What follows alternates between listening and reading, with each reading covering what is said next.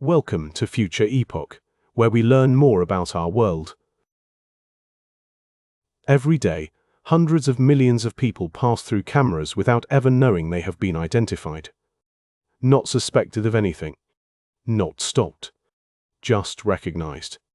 Their face compared in milliseconds against a database that may contain their name, their address, and their history, a record they never consented to be part of. This is not a distant future. It is happening right now, in shopping centers, at airports, at political protests, and in neighborhoods across the United Kingdom, the United States, and dozens of other countries. And most people walking through those cameras have no idea. Biometrics refers to the measurement and analysis of unique physical characteristics, the features that distinguish one human body from another. A fingerprint, the geometry of a face, the pattern of an iris, the rhythm of a heartbeat. For centuries, these were simply things that made us human. In the last 20 years, they have become data. Modern biometric systems do not simply capture an image. They convert physical features into a mathematical template, a numerical signature, and compare it against stored records at extraordinary speed.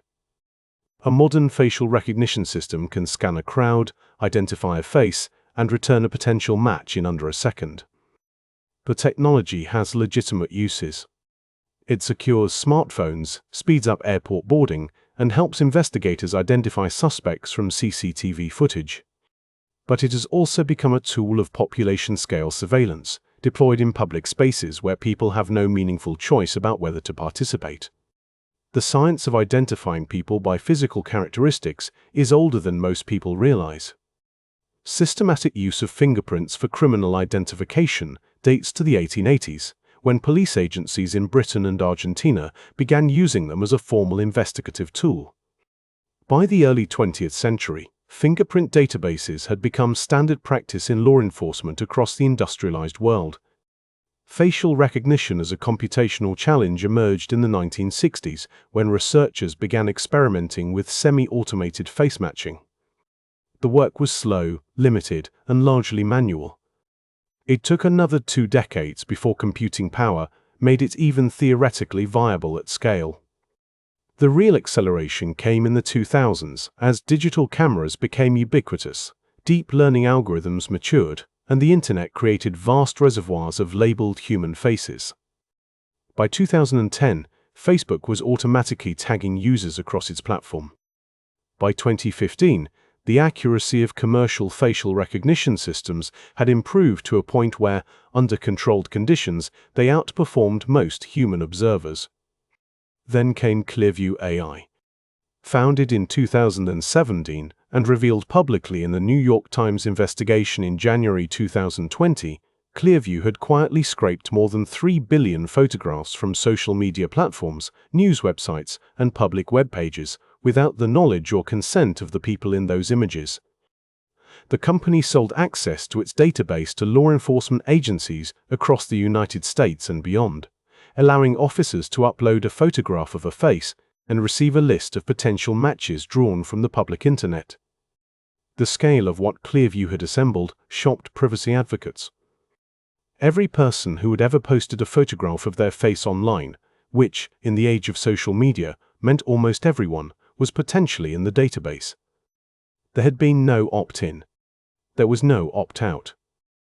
The deployment of facial recognition in public spaces has produced a collision between two genuine goods, public safety and civil liberty. Law enforcement agencies argue that the technology is a powerful investigative tool. Civil liberties organizations argue that it fundamentally changes the nature of public life. When a government can track every face in a public space in real time, the question is not simply whether the technology is accurate. The question is whether a free society should permit it at all. In the United Kingdom, the Metropolitan Police began trialing live facial recognition in public spaces from 2018. Big Brother Watch, a civil liberties organization, launched its Face Off campaign to oppose the technology's deployment without explicit legal authorization, documenting its use at protests, shopping streets, and sporting events, contexts where individuals had no expectation of being identified and compared against police watch lists. The accuracy debate added a further dimension. The United States National Institute of Standards and Technology, known as NIST, has conducted rigorous evaluations of facial recognition systems through its face recognition vendor testing program. Its findings revealed significant and consistent disparities across demographic groups. Many algorithms performed substantially worse on images of Black, Asian, and female individuals compared to white men. In some testing scenarios, false positive rates for Black women were up to 100 times higher than for white men. Those accuracy gaps have had real consequences. Robert Williams, a Black man from Detroit, was arrested in January 2020 and held for 30 hours after facial recognition software incorrectly matched him to a suspect in a shoplifting case. Michigan State Police had run the technology against a low-quality surveillance image. A human investigator confirmed the match. Williams was handcuffed in front of his children and taken to a police station. He was entirely innocent. His case was not isolated. Similar wrongful arrests were reported in Detroit and New Jersey in the same period. In each case, the common factor was a facial recognition system producing a false match, followed by human investigators treating that match as reliable evidence. The implications extend far beyond individual wrongful arrests. Civil liberties researchers have documented what they describe as a chilling effect. When people believe they are being identified and monitored in public spaces, they modify their behavior. They attend fewer protests, avoid certain areas, and self-censor in ways that are difficult to measure but deeply consequential for democratic life. The mere presence of facial recognition suppresses the exercise of rights that require no justification. In authoritarian contexts, the risks are existential.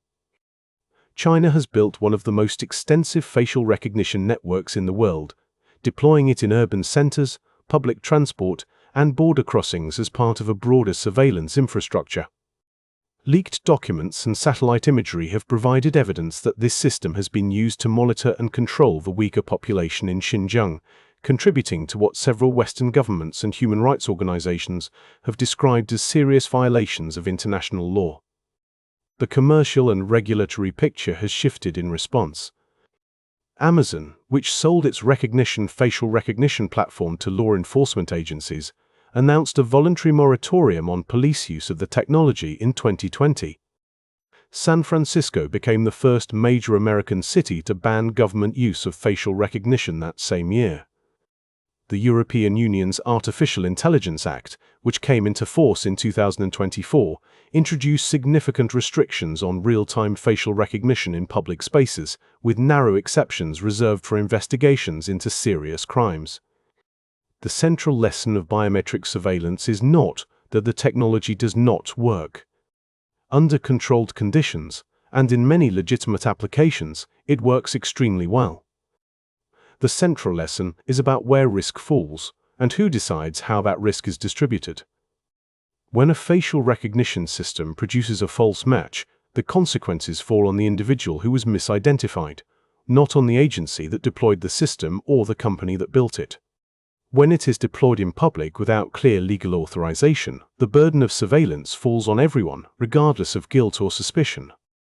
The technology shifts the relationship between citizen and state in a way that most democratic societies have not openly debated or consciously chosen. Accuracy will continue to improve. Regulation is beginning to catch up. But neither improved accuracy nor new legislation resolves the deeper question, whether the permanent, searchable identification of every person in public space is compatible with the kind of society most people say they want to live in. We are living through a period in which the physical world is becoming searchable in the same way the internet became searchable 30 years ago.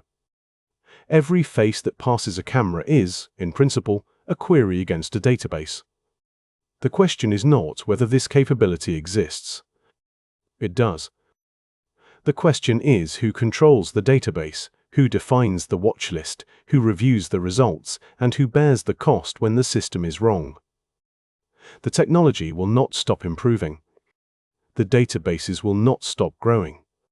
What remains genuinely undecided is the framework of accountability that governs how this power is used, and who, in a democracy, gets to make that decision. The faces in the database did not volunteer to be there. Perhaps the most important question of the coming decade is whether that matters. Thank you for watching. If you've enjoyed this content and want to see more, please consider liking the video and subscribing to the channel.